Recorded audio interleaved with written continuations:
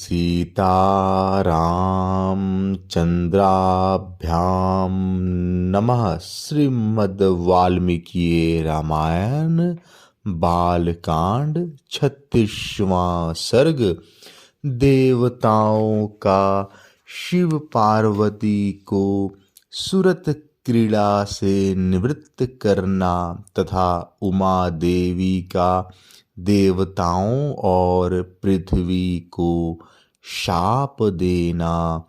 विश्वामित्र जी की बात समाप्त होने पर श्री राम और लक्ष्मण दोनों वीरों ने उनकी कही हुई कथा का अभिनंदन करके मुनिवर विश्वामित्र से इस प्रकार कहा। ब्राह्मण, आपने यह बड़ी उत्तम धर्म युक्त कथा सुनाई। अब आप गिरिराज हिमवान की ज्येष्ठ पुत्री गंगा के दिव्य लोक तथा मनुष्य लोक से संबंध होने का वृतांत विस्तार के साथ सुनाइए, क्योंकि आप विस्तृत वृतांत के ज्ञाता हैं। लोक को पवित्र करने वाली गंगा किस कारण से तीनों मार्ग में प्रवाहित होती है? सरिताओं में श्रेष्ठ गंगा की त्रिपदगा नाम से प्रसिद्धि क्यों हुई? धर्मज्ञ महर्षि, तीनों लोकों में वे अपनी 3 धाराओं के द्वारा कौन कौन से कार्य करती है? श्री रामचंद्र जी के इस प्रकार पूछने पर तपोधन विश्वामित्र ने मुनि मंडली के बीच गंगा जी से संबंध रखने वाली सारी बातें पूर्ण रूप से कह सुनाई। श्री राम पूर्व काल में महातपस्वी भगवान नीलकंठ ने उमा देवी के साथ विवाह करके उनको नववधू के रूप में अपने निकट आई देख उनके साथ रति क्रीड़ा आरंभ की। परम बुद्धिमान महान देवता भगवान नीलकंठ के उमा देवी के साथ क्रीड़ा विहार करते 100 दिव्य वर्ष बीत गए। शत्रुओं को संताप देने वाले श्री राम इतने वर्षों तक विहार के बाद भी महादेव जी के उमा देवी के गर्भ से कोई पुत्र नहीं हुआ। यह देख ब्रह्मा आदि सभी देवता उन्हें रोकने का उद्योग करने लगे। उन्होंने सोचा, इतने दीर्घ काल के पश्चात यदि रुद्र के तेज से उमा देवी के गर्भ से कोई महान प्राणी प्रकट हो भी जाए तो कौन उसके तेज को सहन करेगा? यह विचार कर सब देवता भगवान शिव के पास जा उन्हें प्रणाम करके यूं बोले, इस लोक के हित में तत्पर रहने वाले देवदेव महादेव देवता आपके चरणों में मस्तक झुकाते हैं। इससे प्रसन्न होकर आप इन देवताओं पर कृपा करें।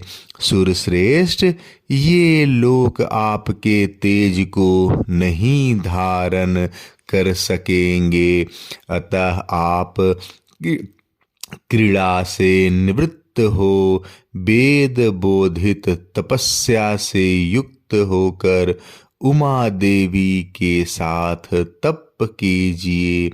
तीनों लोकों के हित हित की कामना से अपने तेज वीर को तेज स्वरूप अपने आप में ही धारण कीजिए। इन सब लोकों की रक्षा कीजिए, लोकों का विनाश न कर डालिए।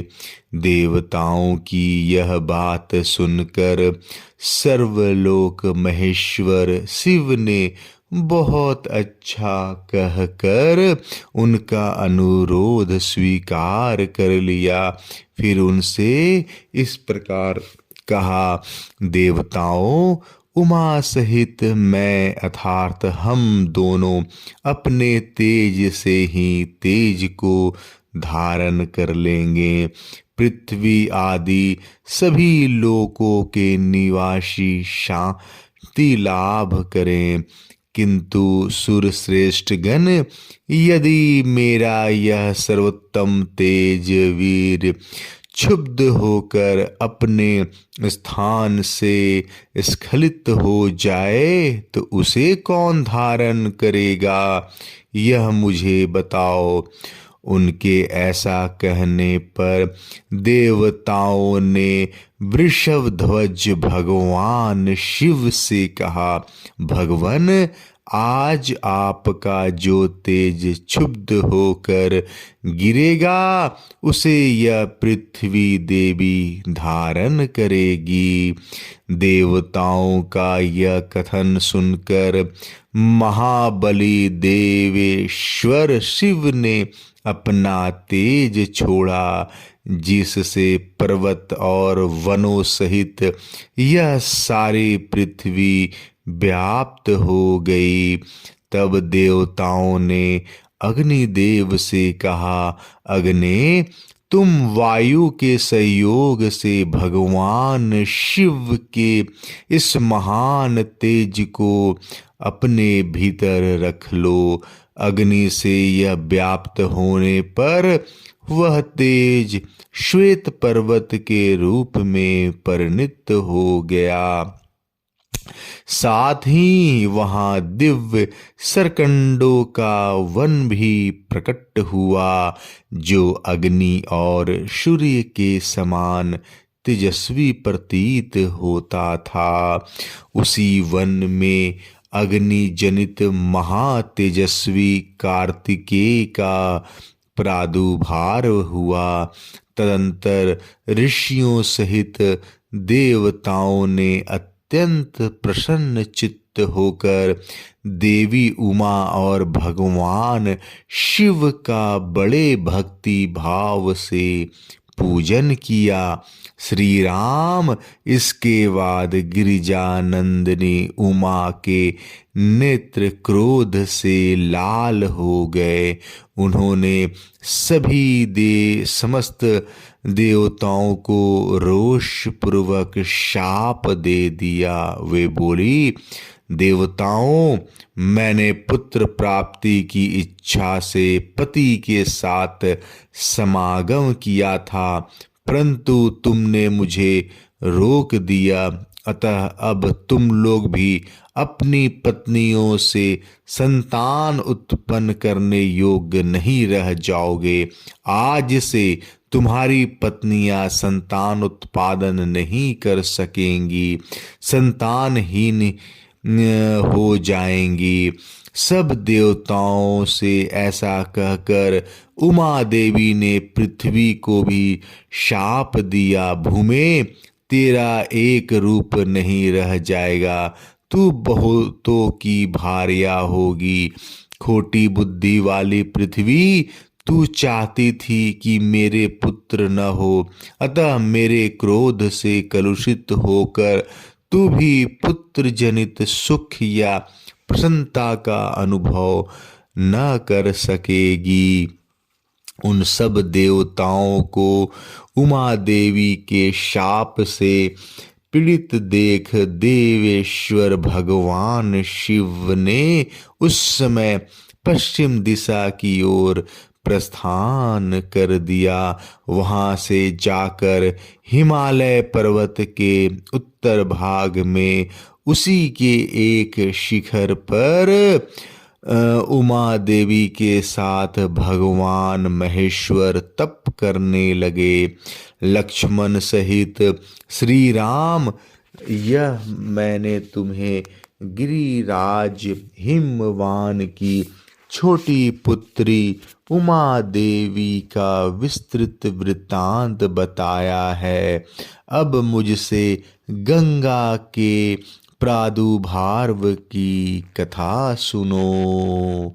36वां सर्ग समाप्त। जय श्री राम।